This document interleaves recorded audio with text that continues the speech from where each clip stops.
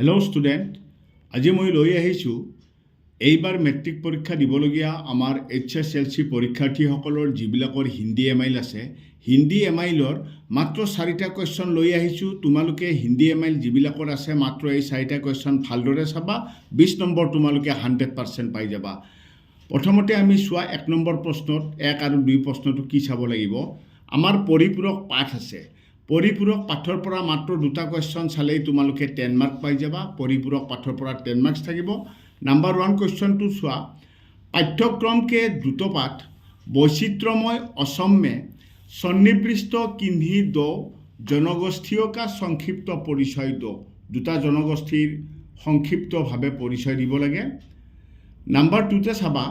পাঠ্যক্ৰমকে দ্ৰুতপাঠ বৈচিত্ৰ্যময় অসम में सन्निविष्ट किन्ही दो जनगोष्ठियों के विशेष रूप से अपनी अपनी जनगोष्ठियों को योगदान देने वाले एक एक व्यक्ति दो व्यक्तियों पर टिप्पणी लिखो। 2জন ব্যক্তিৰ বিষয়ে চমুটকা লিখিব লাগে। নাম্বাৰ 3তে তোমাৰ এখন আমাৰ যে এছে আহে, এছে টাইপত লিখিব লাগে, এটা পেৰেগ্ৰাফ টাইপত। निम्नलिखित विषयों में से किसी एक पर अनुच्छेद लिखो। তোমালোকৰ অনুচ্ছেদ লিখা আহিব।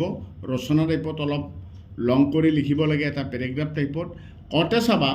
ক বিজ্ঞান वरदान या अभिशाप अपना प्रिय ग्रंथ हिंदी भाषा का महत्व अथवा এইখন তোমাৰ এনেকৈও দিব পাৰে নামাকৰণটো। राष्ट्रभाषा हिंदी और राष्ट्रभाषा हिंदी मित्रता और सच्ची मित्रता। तो এইটো তোমাৰ অনুচ্ছেদ লিখনত তোমাৰ 5 নম্বৰ থাকিব। ঠিক আছে। আৰু লাষ্ট 4 নম্বৰত তোমালোকৰ মই কি দিছোঁ, তোমাৰ 4 নম্বৰত আহিব অলংকাৰৰ পৰা আমাৰ 4 মাৰ্কছ।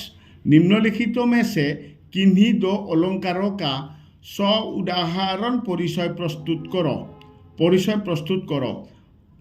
क अनुप्रास, थमक, रूपक, विरोधाभास, श्लेष, दृष्टाন্ত। এই 4টা কুৱেশ্যন 1 2 3 4 এই 4টা কুৱেশ্যন তোমালোকে চালে 100% চিয়'ৰ তোমালোকৰ 20 মাৰ্ক থাকিব। তোমালোকৰ পৰা ভালদৰে সঁহাৰি পালে অন্য আৰু বেলেগ ভিডিঅ' দিয়াৰ বাবে মই চেষ্টা কৰি চাম। আজিলৈ ইমানতে সামৰণি মাৰিলোঁ। ধন্যবাদ।